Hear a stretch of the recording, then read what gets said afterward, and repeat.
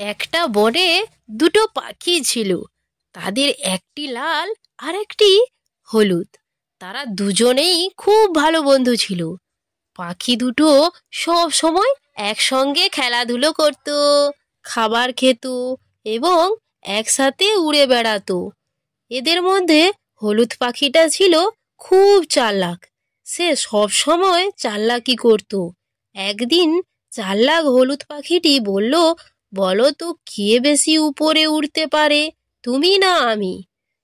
লাল পাখিটি বলল, আমি বেশি উপরে উঠতে পারি।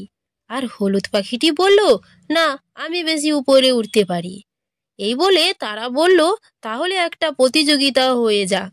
আর দুজন দুটো থলি নিয়ে বলল, ওই পাহাড়ের কাছে যাবে।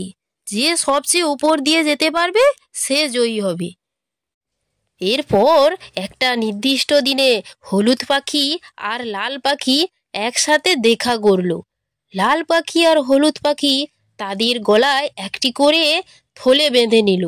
লবণের থলের ওজন বেশি হওয়ায় লাল পাখি বেশি উপরে উঠতে পারবে না, আর তুলার ওজন কম হওয়ায় অনেক উপরে উঠতে পারবে। এই জন্য হলুদ পাখি এই চালাকিটা করেছে। তারা ওড়া শুরু করলো। যথারীতি লবণের থলের ওজন বেশি হওয়ায় লাল পাখি নিচ দিয়ে উঠতে লাগলো, আর তুলার থলের ওজন কম হওয়ায় হলুদ পাখি অনেক উপর দিয়ে উঠতে লাগলো।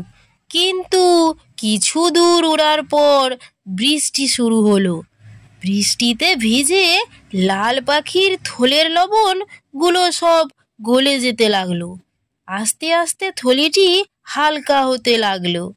হালকা হওয়ায় সে অনেক উপর দিয়ে ওড়া শুরু করলো।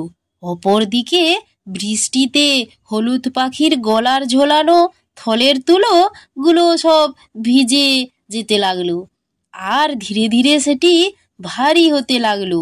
শেষ পর্যন্ত সেটা এত ভারী হলো যে হলুদ পাখি এর ভার বহন করতে না পেরে মাটিতে পড়ে গেল। আর এভাবেই লাল পাখিটি জিতে গেল। আমার ছোট্ট সোনারা, তোমাদের যদি ভিডিওটি ভালো লেগে থাকে তাহলে তোমরা চ্যানেলটি সাবস্ক্রাইব করে রাখো, এরকম আরও নতুন নতুন ভিডিও পেতে।